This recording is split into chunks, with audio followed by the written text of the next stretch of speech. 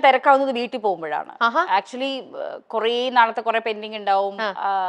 അമ്മയും അച്ഛനും ഒക്കെ കുറച്ച് ഏജ്ഡ് ആയി. സോ അമ്മയെ ഹോസ്പിറ്റലിൽ കാണിക്കേണ്ട ടൈം ആവും.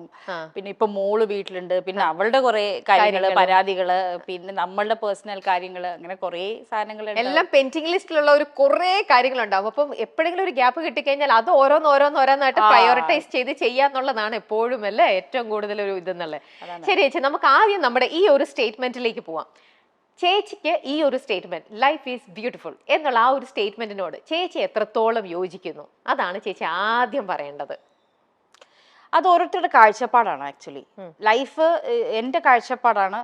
എന്റെ ലൈഫ് എങ്ങനെ പോകണം, അത് ബ്യൂട്ടിഫുൾ ആക്കണോ, പിന്നെ എന്തെങ്കിലും നിസ്സാര കാര്യം പറഞ്ഞ് ലൈഫ് ലോങ് കരഞ്ഞോണ്ടിരിക്കണോ, അല്ലെങ്കിൽ എന്തെങ്കിലും നിസ്സാര പ്രശ്നം വന്നു കഴിഞ്ഞാൽ ടെൻഷൻ അടിച്ച് മരിക്കണോ, അങ്ങനെയുള്ള സംഭവങ്ങളൊക്കെ. ഓഫ് കോഴ്സ് നമ്മൾ നോർമൽ മനുഷ്യന്മാരാണ്, നമ്മൾക്ക് ടെൻഷൻസ് ഉണ്ടാവാം.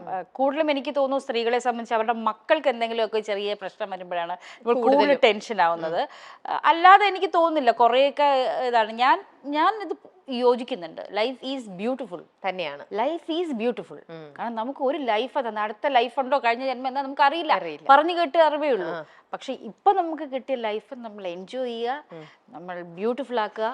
അത് വേറൊരാൾക്ക് വിചാരിച്ചാൽ പറ്റില്ല. ബ്യൂട്ടിഫുൾ ആക്കണമെങ്കിൽ നമ്മൾ തന്നെ വിചാരിക്കണം. ഓക്കെ, അതിന് എന്തൊക്കെ ഫാക്ടേഴ്സ് ആയിരിക്കും ചേച്ചി ഇപ്പൊ ഒരു നമ്മുടെ കണ്ടുകൊണ്ടിരിക്കുന്ന ഓഡിയൻസ് എന്നുള്ള രീതിയിൽ?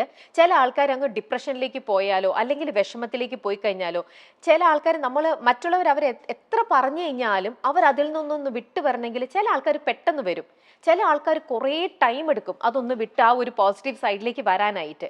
അപ്പൊ അതിന് എന്തെങ്കിലും ഒരു റെമഡി എന്നുള്ള രീതിയിലോ എന്തായിരിക്കും അവര് ഒരു ടിപ്പ് പോലെ എന്തെങ്കിലും ചേച്ചിക്ക് കൊടുക്കാൻ പറ്റുമോ? ഞാൻ അങ്ങനെ കൊടുക്കാൻ ഞാൻ വലിയ ആളൊന്നും അല്ലേ ചേച്ചി, എന്നാലും നമുക്ക് എല്ലാവർക്കും നമ്മുടെ അനുഭവത്തിൽ ഞാൻ അതാണ് തുടക്കത്തിൽ പറഞ്ഞത്. നമ്മൾ വിചാരിക്കണം, ഇപ്പൊ ഞാൻ നന്നാവണമെങ്കിൽ, അല്ലെങ്കിൽ ഒരു ഫോർ എക്സാമ്പിൾ പറയാം, കള്ള് അഡിക്റ്റ് ആയ ഒരു മനുഷ്യൻ, ആ മനുഷ്യനെ നമ്മൾ കൗൺസിലിങ്ങിന് കൊണ്ടുപോയിട്ടോ അല്ലെങ്കിൽ ഡി അഡിക്ഷൻ സെന്ററിൽ കൊണ്ടുപോയിട്ടോ ഒക്കെ എനിക്കറിയില്ല കേട്ടോ. അങ്ങനെ നന്നായവരുണ്ടാവും, ഞാൻ എടുത്തു പറയും, നന്നായവരുണ്ടാവും. പക്ഷെ എങ്കിലും അവർക്ക് സ്വയം തോന്നണം ഞാൻ ഇത് നിർത്തുകയാണ്. ഫോർ എക്സാമ്പിൾ, എന്റെ വണ്ണം എനിക്കൊരു ബാധ്യതയേ അല്ലായിരുന്നു, എനിക്ക് പ്രശ്നമല്ലേ. എനിക്ക് ഇഷ്ടമുള്ളത് കഴിക്കും, ഞാൻ ലൈഫ് എൻജോയ് ചെയ്യും. പക്ഷെ കുറെ കഴിഞ്ഞപ്പോൾ അതെനിക്ക് ബുദ്ധിമുട്ടുണ്ടാക്കി തുടങ്ങി. ഓക്കെ, ഞാൻ എക്സാമ്പിൾ പറയണേ. ബുദ്ധിമുട്ടുണ്ടാക്കി തുടങ്ങിയപ്പോഴാണ് പിന്നെ എനിക്ക് ഇഷ്ടമുള്ള കോസ്റ്റ്യൂംസ്, എൻ്റെ ഡ്രസ്സ് ഇടാൻ പറ്റുന്നില്ല. അതൊക്കെ വന്നപ്പോൾ എനിക്ക് സ്വയം തോന്നി, എൻ്റെ കൂടെയുള്ള ഈവൻ എൻ്റെ ഡയറ്റീഷ്യൻ ലക്ഷ്മി മനീഷ് എൻ്റെ വർഷങ്ങളായിട്ടുള്ള ഫ്രണ്ടാണ്. അവൾ എപ്പോഴും എൻ്റെ അടുത്ത് പറയും, ഒരു ഡയറ്റീഷ്യൻ അവളുടെ കൂടെ ഉണ്ടായിട്ട്, നിന്റെ കൂടെ ഉണ്ടായിട്ടാണ് നീ ഒരു ചാർട്ട് ഉണ്ടാക്കാതെ നീ നിന്റെ തോന്നിയ ദിവസം ജീവിക്കുന്നതെന്ന്. എന്നിട്ട് പോലും ഞാൻ കേട്ടില്ല. പക്ഷേ എപ്പോഴോ എനിക്ക് മനസ്സിൽ തോന്നി, എൻ്റെ കണ്ണാടിയിൽ നോക്കുമ്പോഴോ എപ്പോഴോ എൻ്റെ മനസ്സിൽ തോന്നി ഇങ്ങനെ പോയാൽ ശരിയാവില്ല, പിടിക്കണം തോന്നിയിട്ടാണ് ഞാൻ എൻ്റെ വണ്ണം കുറച്ചത്. ആക്ച്വലി എനിക്ക് തോന്നുന്നു ഐ വാസ് 90. അപ്പൊ ഇപ്പൊ ചേച്ചി എത്ര കുറഞ്ഞു? ഞാൻ ഇപ്പോ പല ഘട്ടമായിട്ടാണ് കുറഞ്ഞത്. 90 ഞാനിപ്പോ ഒരു 64 അതിലോട്ടൊക്കെ ഞാൻ എത്തി. അപ്പൊ അതാ പറഞ്ഞത്, നമുക്ക് തോന്നണം. ഇതെല്ലാം നമ്മുടെ ഉള്ളിന്റെ ഉള്ളിലാണ്.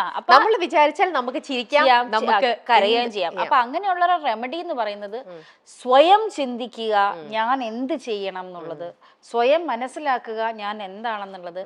ആൾക്കാർ ഉപദേശിക്കാനുണ്ടാവും, ആൾക്കാർ വേറെ വഴി പറഞ്ഞിട്ടുണ്ടാവും. കുറച്ച് മെച്ചോടെ കുട്ടികളെ നമുക്ക് നേർവഴി കൂടെ കൊണ്ടുപോകാം, കാരണം അവർക്ക് വളർച്ച വരുന്നേ ഉള്ളൂ. പക്ഷേ നമ്മള് കുറച്ച് മെച്ചൂർഡായ ആൾക്കാർക്ക് അറിയാം എന്ത് ചെയ്യണം എന്നുള്ളത്. തെറ്റും ശരി നമുക്ക് തിരിച്ചറിയാനുള്ള പ്രായമായി കഴിഞ്ഞാൽ നമുക്ക് ചിന്തിച്ചൂടെ? അത്ര എനിക്ക് പറയാനുള്ളൂ. ചില ആൾക്കാര് ഉൾവലിഞ്ഞ സ്വഭാവം, പലരും പല സ്വഭാവമല്ലേ. പിന്നെ നമുക്കൊരു സപ്പോർട്ട് പോലെ, ഒരു ഹെൽപ്പ് പോലെ കൊടുക്കാൻ പറ്റുന്നുള്ളതേ ഉള്ളൂ, ഒരു താങ്ങ് കൊടുക്കാം. ഇപ്പൊ ചേച്ചിയുടെ സ്വന്തം അനുഭവത്തിൽ നിന്ന് തന്നെ പറഞ്ഞാണ്. ചേച്ചി ഒരു എക്സാമ്പിൾ ഇട്ട് പറഞ്ഞത്, ചേച്ചിയുടെ വണ്ണം ചേച്ചി കുറച്ചത് ചേച്ചി മനസ്സുകൊണ്ട് വിചാരിച്ചിട്ടാണ്. അതുപോലെ നമ്മുടെ ജീവിതത്തിൽ എത്ര ഹാർഡ് ടൈംസ് ഉണ്ടെങ്കിലും നമ്മൾ മനസ്സുകൊണ്ട് ചിരിക്കണം എന്ന് വിചാരിച്ചാൽ നമുക്ക് ചിരിക്കാവുന്നതേ ഉള്ളൂ, അല്ലേ? ശരി, ഇനി നമുക്ക് ചേച്ചി ഒരു ഇവിടെ പിക്കോക്കാര് നമ്മളിവിടെ ഗസ്റ്റുകൾ വന്ന അപ്പം നമുക്ക് പിക്കോയിൽ നിന്നൊരു ചായ കൊണ്ടുതരും. ആ ചായ ഒന്ന് കുടിച്ചുകൊണ്ട് നമുക്ക് ചേച്ചിയുടെ ഒരു പ്രൊഫൈൽ വീഡിയോ നമ്മളിവിടെ. പെൺകുട്ടി ഇഷ്ടമായി, ഇനി വീട്ടുകാർ വരും. ഓക്കെ, അമ്മാവനും അച്ഛനും കൊച്ചച്ഛനും ഒക്കെ വരും കേട്ടോ. അപ്പൊ ഞാൻ ചെക്കൻ വരൂലേ? ചെക്കൻ വരും. അവര് വന്ന് സിസ്റ്റം അങ്ങനെയാണല്ലോ, അവര് വന്ന് ഇഷ്ടപ്പെട്ടിട്ട് വിടും. പെൺകുട്ടി അത് കേട്ടതോടെ നാണം കുട്ടി ഓടിപ്പോയി ബ്ലഷ് ചെയ്തവളങ്ങ്. ഓക്കെ, നമ്മൾ ചേച്ചിയുടെ ഒരു പ്രൊഫൈൽ വീഡിയോ റെഡി ആക്കിയിട്ടുണ്ട്. ചായ കുടിച്ചോണ്ട് നമുക്ക് ആ പ്രൊഫൈൽ വീഡിയോ ഒന്ന് കാണാം. ഉറപ്പായിട്ടും. ആഹാ,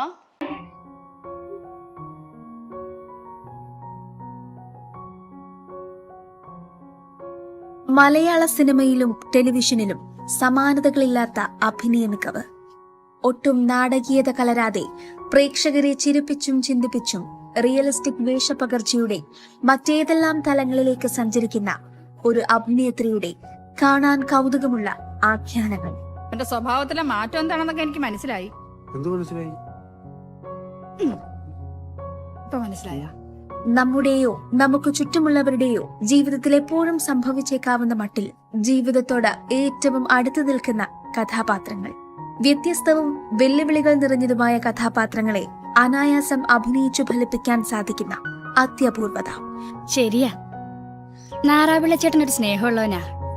അടൂർ ഗോപാലകൃഷ്ണനെ പോലൊരു സംവിധായകന് ഈ അഭിനയ പ്രതിഭ സ്വീകാര്യയാകാനും കാരണം മറ്റൊന്നല്ല, അതിഭാവുകത്വത്തെ സ്വയം എഡിറ്റ് ചെയ്യുന്ന അഭിനയ ശൈലിയിൽ ഒന്നിലധികം തവണ സംസ്ഥാന പുരസ്കാരങ്ങൾ, ഒരിടത്ത് പ്രേക്ഷകരെ ഇളക്കിമറിക്കുന്ന പൊട്ടിച്ചിരി, ഉടനെ നൊമ്പര കണ്ണീരാകുന്ന വിസ്മയം തീർത്ത വേറിട്ട കഥാപാത്രങ്ങൾ. ലാളിത്യം, സരളത, സുതാര്യത തുടങ്ങിയ സഹജ ഗുണങ്ങളെല്ലാം കൈമുതലാക്കിയ ഈ നടന സൗന്ദര്യം ഹോമിലെ കുട്ടിയമ്മയായും തട്ടിയുമുട്ടിയിലെ മോഹനവല്ലിയായും ഇപ്പോൾ പ്രേക്ഷകരെ തുടരെ ചിരിപ്പിച്ച് ഒരു ചിരി ഇരുചിരി ബമ്പർ ചിരിയിലെ വിധികർത്താവായും നമുക്ക് മുൻപിലെത്തുന്നു. സാധാരണ ജീവിതത്തിന്റെ സൂക്ഷ്മഭാവങ്ങൾ സ്വാഭാവികമായി പകർന്നെടുത്ത അസാധാരണ പാടവം മഞ്ജു പിള്ള. എനിക്ക് വളരെ നന്ദിയുള്ളൊരു കാര്യം എന്താണെന്നറിയോ, ഞാൻ പേടിച്ചിരിക്കുകയായിരുന്നു. എന്താ ചേച്ചി? എന്റെ വിക്കിപീഡിയ തുറന്നു കഴിഞ്ഞാൽ വിക്കിപീഡിയയിൽ എന്റെ ഡേറ്റ് ഓഫ് ഇയർ തെറ്റാണ്, ഡേറ്റ് ഓഫ് ബർത്തും തെറ്റാന്ന് തോന്നുന്നു. അതിന്റെ കൂട്ടത്തിൽ തുടക്കത്തിലുണ്ടല്ലോ എന്നോ ഉള്ളൊരു ഫോട്ടോടാ ഇത്രയുണ്ട്, ഞാൻ ഇരിക്കുന്ന ഒരു ഫോട്ടോ കണ്ടിട്ടിരിക്കുന്നത്. അപ്പൊ മിക്കവാറും എന്തെങ്കിലും ഫംഗ്ഷനോ അല്ലെങ്കിൽ എന്തെങ്കിലുമൊക്കെ കാർഡ് വെക്കേണ്ടി വല്ലേ. ഞാൻ ആദ്യം ശ്രദ്ധിച്ച ആ കാർഡാ. എനിക്ക് നന്ദിയുണ്ട് നിങ്ങളോട്, കാരണം ആ ഫോട്ടോടാ ആദ്യം നമുക്ക് എന്ത് വൃത്തികെട്ട ഫോട്ടോ എന്നറിയാമോ, ഞാൻ എപ്പോ എടുത്ത് കാണിച്ചു തരാം. ഒരു മിനിറ്റ്, എനിക്ക് ഇനി എടുക്കുന്നവരോട് എനിക്ക് റിക്വസ്റ്റ് ചെയ്യാനുള്ളത്, ഒരു മിനിറ്റ് ഞാൻ ഫോട്ടോ ദയവ് ചെയ്ത് അത് റിമൂവ് ചെയ്യാൻ നോക്കിയിട്ട് എനിക്ക് ആക്ച്വലി പറ്റുന്നില്ല. അപ്പൊ സോ ദയവ് ചെയ്ത് എന്റെ ഈ ഫോട്ടോ നിങ്ങൾ ഇനിയുള്ള ഒന്നിലും അത് ഇടരുത്. എനിക്ക് ഏതെങ്കിലും ഒരു ഇത് കിട്ടാൻ നോക്കിയിരിക്കും. അല്ല, വിക്കിപീഡിയയുടെ കവർ പോലും അതാണ്. അപ്പൊ നമുക്കതൊന്നും ചെയ്യാനും പറ്റില്ല, അതാണ് അതിന്റെ ഇതല്ലേ. ഇത്രയും നല്ല ഫോട്ടോ കിടന്നിട്ടേടാ, ഉള്ളതിൽ ഏറ്റവും ഇത് നോക്കിട്ട് ഏതേച്ചി കാണട്ടെ. കണ്ടു എന്തൊരു വൃത്തികെട്ട ഫോട്ടോയാണ് ഇത്. കണ്ടിട്ട് നിങ്ങൾക്ക് എങ്ങനെ ഇടാൻ തോന്നുന്നു സുഹൃത്തുക്കളെ? ഇതിനെക്കാട്ടിലും എത്രയോ ഭംഗിയുള്ള ഫോട്ടോസ് ഇതിനകത്ത് കിടക്കുന്നു. സത്യം കേട്ടോ. അതാ കണ്ടോ ഞാൻ തന്നെ ഈ വിക്കിപീഡിയയിൽ എടുത്തിട്ടത് ഒട്ടും കാണാൻ ആഗ്രഹിക്കാത്ത ഒരു ഫോട്ടോ നമ്മൾ എവിടെ ചെന്നാലും നമ്മുടെ അത് തന്നെ ആക്ച്വലി. അപ്പൊ ഇനി ദയവ് ചെയ്ത് സുഹൃത്തുക്കളെ ആ ഫോട്ടോ ഇടരുത്, ദയവ്. എന്റെ മനസ്സ് വല്ലാണ്ട് വേദനിക്കുന്നു. അതുകൊണ്ടാണ്. മഞ്ജു പിള്ളയുടെ മകൾ ദയയാണ് കഴിഞ്ഞ കുറച്ച് ദിവസങ്ങളായി സോഷ്യൽ മീഡിയയിലെ ചർച്ചാ വിഷയം. മഞ്ജു പിള്ള മകളെ നന്നായി വളർത്തിയിട്ടില്ല, കയറൂര് വിട്ടിരിക്കുകയാണ് എന്നൊക്കെ പറഞ്ഞുകൊണ്ട് ഒരു യൂട്യൂബറായ സഫീന ബീവിയുടെ ബ്ലോഗ് അല്ലെങ്കിൽ വീഡിയോ ഭയങ്കരമായി ചർച്ചയായി വൈറലായി മാറി. അപ്പോൾ ഇതിന് ശേഷം ദയെ സംബന്ധിച്ച് ദയെ സപ്പോർട്ട് ചെയ്തുകൊണ്ട് ഒരുപാട് പേരാണ് രംഗത്ത് വന്നത്. ഒരുപാട് പേരാണ് ദയ്ക്ക് സപ്പോർട്ട് അറിയിച്ചുകൊണ്ട് വീഡിയോ ചെയ്തതും ഒക്കെ. ഈ വ്ളോഗറെ പറ്റി കൂടുതൽ അന്വേഷിക്കുമ്പോൾ വ്ളോഗർ പലർക്കും എതിരെ നിരവധി നെഗറ്റീവ് വീഡിയോകൾ ചെയ്യുന്ന ഒരാളാണ്. നെപ്പോക്കിറ്റ് കാണിക്കുന്ന പോക്കൃത്തരം എന്ന് പറഞ്ഞുകൊണ്ടായിരുന്നു ഷഫീനയുടെ വിമർശനം. ദയ പങ്കുവച്ച ട്രാൻസിഷൻ വീഡിയോക്കെതിരെയായിരുന്നു ഷഫീനയുടെ അധിക്ഷേപം. മകളെ കയറൂരി വിട്ടിരിക്കുകയാണോ? ഇപ്പോഴത്തെ പിള്ളേരുടെ വിചാരം തുണി പറിച്ച് കളയുന്നതാണ് സ്വാതന്ത്ര്യം എന്നാണെന്നും ഷഫീന പറഞ്ഞു. ഈ കാണിക്കുന്നതാണോ ഫെമിനിസം? ഇതാണോ സ്വാതന്ത്ര്യം? മഞ്ജു പിള്ള മകളുടെ പ്രവർത്തികൾ കാണുന്നില്ലേ? ഇതൊന്നും ഫാഷൻ അല്ല, മോഡേണിസം തലയിൽ കയറിയതായാണ് തോന്നിയത്. സ്ത്രീകളെയും അപമാനിക്കുന്നത് പോലെയാണ് ദയയുടെ വസ്ത്രധാരണം കണ്ടപ്പോൾ തോന്നിയത്. എന്റെ അഭിപ്രായം ജനറേഷൻ ഗ്യാപ്പ് ആണെന്ന് പറഞ്ഞ് ആരും വരരുത്. ഇങ്ങനെ കോരം കെട്ടുന്നതിന് പബ്ലിക് ന്യൂസൻസിന് കേസെടുക്കണമെന്നും ഷഫീന പറഞ്ഞു. വീഡിയോയ്ക്ക് പിന്നാലെ വലിയ വിമർശനമാണ് ഷെഫീനയ്ക്കെതിരെ ഉയർന്നത്. വസ്ത്രധാരണം അവനവന്റെ ചോയ്സ് ആണെന്നും ഷെഫീനയുടെ വീഡിയോ അതിർവിട്ടെന്നും പലരും വിമർശിച്ചു. ദയെ വിമർശിച്ച കണ്ടന്റ് ക്രിയേറ്റർമാരും രംഗത്തെത്തി. വിമർശിച്ച ബ്ലോഗർക്ക് മറുപടിയുമായി ദയയും എത്തി. ട്രെൻഡിംഗ് ബോൾഡ് ലുക്കിൽ ഈ 500 തോൽപ്പിക്കാനാവില്ല മക്കളെ എന്ന ഹാഷ്ടാഗോടെയാണ് ചിത്രം പോസ്റ്റ് ചെയ്തിരിക്കുന്നത്. മഞ്ജു പിള്ളയും ഈ പോസ്റ്റ് റീഷെയർ ചെയ്തു. ചിലരുടെ പ്രവർത്തികൾ കണ്ട് 2 പൊട്ടിക്കണമെന്ന് മനസ്സ് പറഞ്ഞെങ്കിലും മാതാപിതാക്കൾ ഫേമസ് ആയതുകൊണ്ട് മീഡിയ വിമർശിക്കുമെന്ന് ഓർത്ത് വെറുതെ ഇരിക്കുന്നു എന്നെഴുതിയ തന്റെ പഴയൊരു റീലും ദയ ഇൻസ്റ്റഗ്രാമിൽ സ്റ്റോറിയായി പങ്കുവച്ചിരുന്നു. നീ തല്ലിയിട്ട് വാ, ബാക്കി ഞാൻ നോക്കിക്കോളാം എന്നാണ് ഇതിന് മഞ്ജു പിള്ള ഇട്ടിരിക്കുന്ന കമന്റ്. എന്താണെങ്കിലും ഷെഫീന ബീവിക്കെതിരെ ഭയങ്കരമായ രീതിയിലാണ് ഇപ്പോൾ കമന്റുകൾ വരുന്നത്. നിമിഷ നേരം കൊണ്ടാണ് ഇവരുടെ വീഡിയോ വൈറലായതും ഇവർക്കെതിരെ കുറേ കാര്യങ്ങൾ പറഞ്ഞുകൊണ്ട് പലരും രംഗത്തെത്തിയത്. ഇതിനിടെ ഷെഫീനയുടെ നിലപാട് ശരിയല്ലെന്ന് പറഞ്ഞ് രൂക്ഷമായി വിമർശിച്ചും ഒരു വിഭാഗം എത്തിയിരുന്നു. നിങ്ങൾ എന്നെ പറഞ്ഞോ, എൻ്റെ കൊച്ചിനെ എന്തെങ്കിലും പറഞ്ഞാൽ ഞാൻ എല്ലാത്തിനെയും പൂട്ടും.